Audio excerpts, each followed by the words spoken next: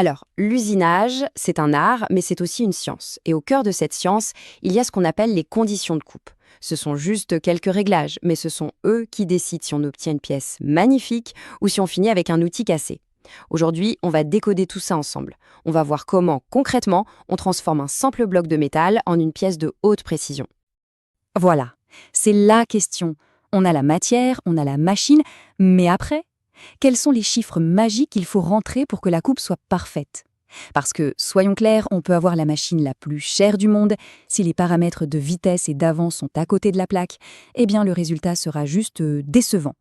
L'objectif ici, c'est de donner une méthode, une vraie méthode, claire, pour trouver ces fameux chiffres à chaque fois. Ok, voilà le plan de vol. On va commencer par ce que j'appelle le code secret de l'usinage. Ensuite, on va décortiquer les paramètres essentiels. Puis, on passe à la pratique. Tournage, perçage, fraisage. Et à la fin, promis, on repart avec une méthode super simple, en 5 étapes, pour ne plus jamais se tromper. Allez, c'est parti. Alors ce fameux code secret, j'aime bien cette image parce que c'est vraiment ça. Les conditions de coupe, c'est un langage. C'est la façon dont on communique avec la machine et avec la matière. Si on maîtrise ce langage, on peut littéralement dire à la machine « fais-moi ça exactement comme ça ». C'est là que réside tout l'art, toute la maîtrise de l'usinage. Bon, rentrons dans le vif du sujet. Pour parler ce langage, il faut d'abord connaître son alphabet. Et cet alphabet, il est assez simple, il tient en 4 lettres principales. V, C, N, F et D. Retenez-les bien parce que absolument tout ce qu'on va voir ensuite repose sur ces 4-là. Commençons par la vitesse. Et là, attention, il y a une distinction super importante à faire. D'un côté, on a VC, la vitesse de coupe. Pensez-y comme la vitesse idéale, la cible à éteindre. De l'autre côté, on a N, la fréquence de rotation. Ça, c'est ce qu'on règle sur la machine, en tours par minute. Pour faire une analogie, VC, c'est la destination qu'on rentre dans le GPS et N, c'est la vitesse à laquelle on fait tourner le moteur pour y arriver. L'un est l'objectif, l'autre est le réglage. Pour l'avance, c'est un peu le même principe. Il y a 2 notions à connaître. D'abord, l'avance par tour, qu'on note F. C'est surtout pour le tournage et le perçage. C'est très simple. De combien de millimètres l'outil avance à chaque fois que la pièce fait un tour complet.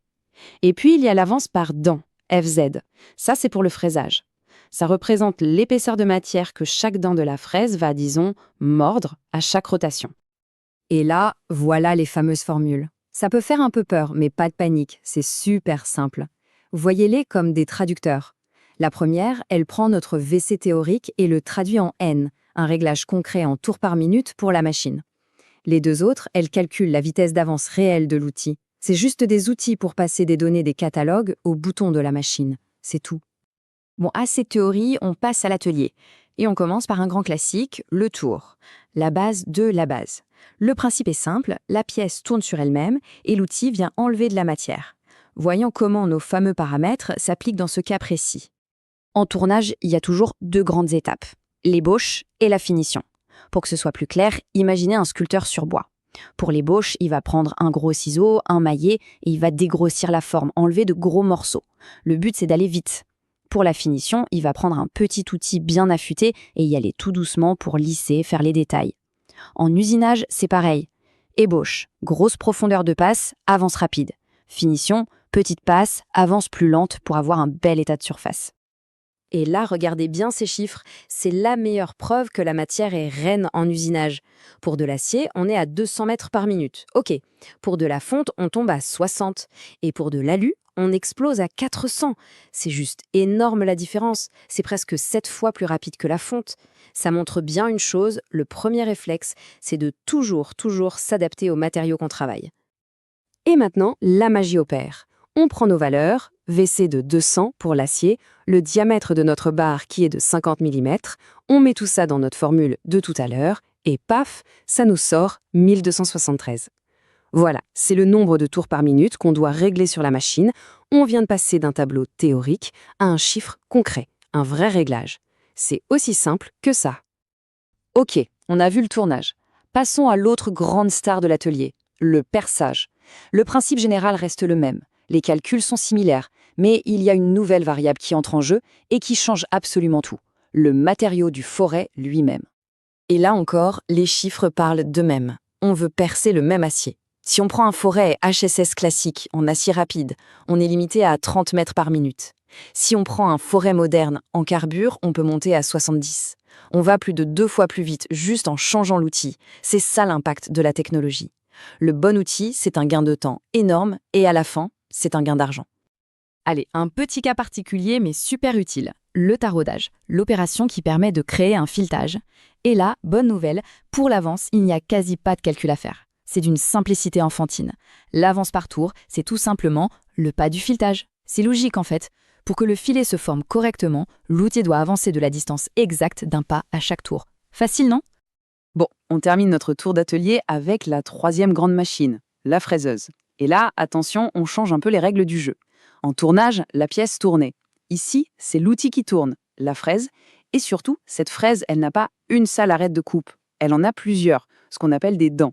Et ça change tout pour notre calcul d'avance. Le paramètre fondamental en fraisage, c'est donc cette fameuse avance par dent, le FZ. Il faut vraiment le voir comme l'épaisseur du copeau que chaque petite dent de la fraise va venir grignoter. C'est ça notre donnée de base, notre point de départ, pour ensuite calculer la vitesse à laquelle la table de la machine va avancer. Alors, comment on calcule la vitesse d'avance finale? C'est une simple multiplication, c'est très logique. Étape 1, on calcule notre vitesse de rotation n, ça, on sait faire maintenant. Étape 2, on trouve dans les tableaux l'avance par dent FZ recommandée. Étape 3, on compte le nombre de dents sur notre fraise. Et enfin, on multiplie tout ça, n fois FZ fois le nombre de dents. Et voilà, on a notre vitesse d'avance VF. Ok, on a vu la théorie avec nos lettres VC, N, F. On a vu les applications sur le tour, la perceuse, la fraiseuse. Maintenant, le plus important. On met tout ça ensemble pour en faire une méthode de travail, une sorte de checklist qu'on pourra suivre à chaque fois pour n'importe quelle opération d'usinage. Et voilà, la méthode en 5 étapes. Première étape, on identifie le matériau et l'opération, c'est la base. Deuxièmement, on va chercher la VC, la vitesse de coupe, dans les tableaux. Troisièmement, on calcule N, la vitesse de la broche. Quatrièmement, on calcule l'avance. Et la 5e étape, c'est peut-être la plus importante. On ajuste, on écoute, on regarde les copeaux. Parce que les calculs donnent le point de départ parfait, mais c'est l'expérience, le feeling de l'opérateur qui transforme une bonne coupe en une coupe parfaite. Et ça, c'est un point absolument crucial, un conseil en or. Les valeurs qu'on trouve dans les manuels généraux, comme celles qu'on a vues, sont d'excellents points de départ, vraiment. Mais la vérité, la donnée la plus précise et la plus optimisée, elle se trouvera toujours dans le catalogue du fabricant de l'outil que vous utilisez. C'est la source d'information numéro 1 pour tirer le maximum de performance de votre équipement. Et on va se quitter là-dessus avec une question pour réfléchir.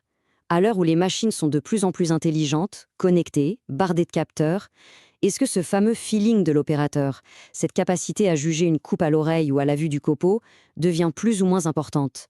Est-ce que l'usinage du futur sera une science purement mathématique, ou est-ce qu'il restera toujours cet art subtil qui mélange la science des calculs et l'expérience humaine? C'est sans doute un des grands enjeux pour l'industrie de demain.